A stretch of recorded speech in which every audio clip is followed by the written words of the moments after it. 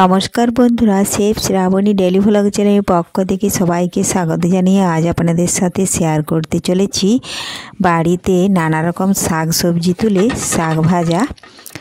তার আগে যদি কোনো বন্ধু আমার চ্যানেলে নতুন হয়ে থাকেন, চ্যানেলটি সাবস্ক্রাইব করে বেল আইকন হলে সেট করে দিন সবার প্রথমে আমার রেসিপি পেতে। সবার প্রথমে দেখুন একটা মশলা তৈরি করে নেব। তার জন্য নিয়েছি শুকনো লঙ্কা, 5 ফোড়ন, দারচিনি, এলাচ, গোলমরিচ, গোটা জিরে, গোটা সরষে। শুকনো কড়াই একটু হালকা গরম করে দেখুন ভেজে নিচ্ছি।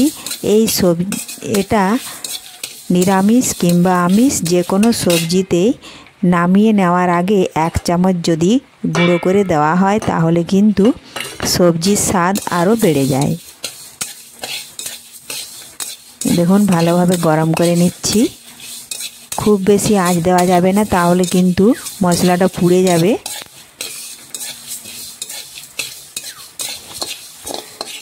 তো দেখুন বন্ধুরা, ভাজা কিন্তু হয়ে গেছে। এটা এখন নামিয়ে বেশ কিছুক্ষণ আমি ঠান্ডা করে নেব। ঠান্ডা করে শিলপাটা কিংবা মিক্সিতে যেটাই ভালো হবে সেটাতেই কিন্তু গুঁড়ো করে নেবেন। এই দেখুন,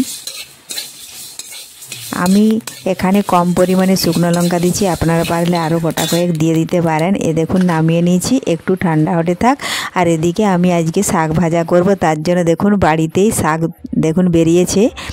এই শাকগুলো তুলে নেব। কিছুদিন আগে তুলেছিলাম শাকগুলো, এগুলো কিন্তু আবারও বড় হয়ে গেছে।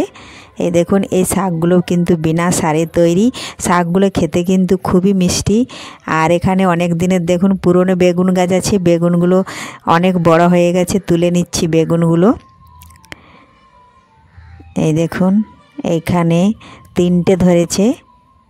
এপাশে আবারও একটা বেগুন গাছ হয়েছে, এটাতে কিন্তু এখনও ফুলকড়ি আসে না, আসবে। আর এখানে সজনে গাছ বেরিয়েছে দেখুন।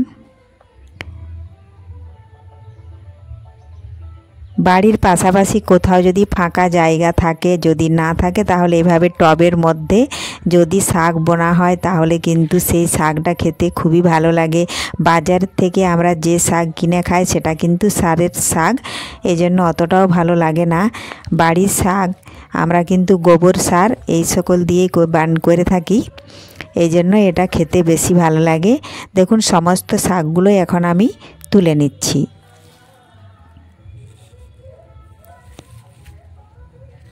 এই শাকগুলো তুলে নিয়ে গিয়ে নিচে কিন্তু আবারও ভালোভাবে বেছে নেব। অনেক সময় শাকে কিন্তু ছোট ছোট পাতার মতনই রং সবুজ সবুজ পোকা থাকে, এই জন্য নিচে গিয়ে ভালোভাবে আবারও বেছে কেটে নেব শাকগুলো।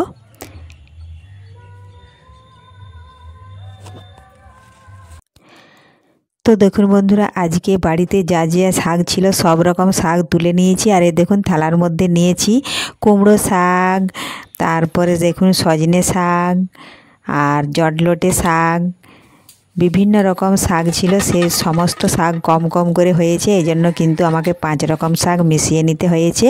ভালোভাবে বেছেও নিয়েছে। দেখুন এগুলো হচ্ছে কুলেখাড়া শাক।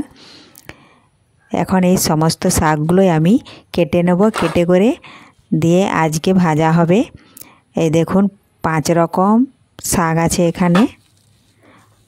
কম কম করে সমস্ত শাক একসাথে মিশিয়ে ভাজলে কিন্তু খেতে অসাধারণ হয়।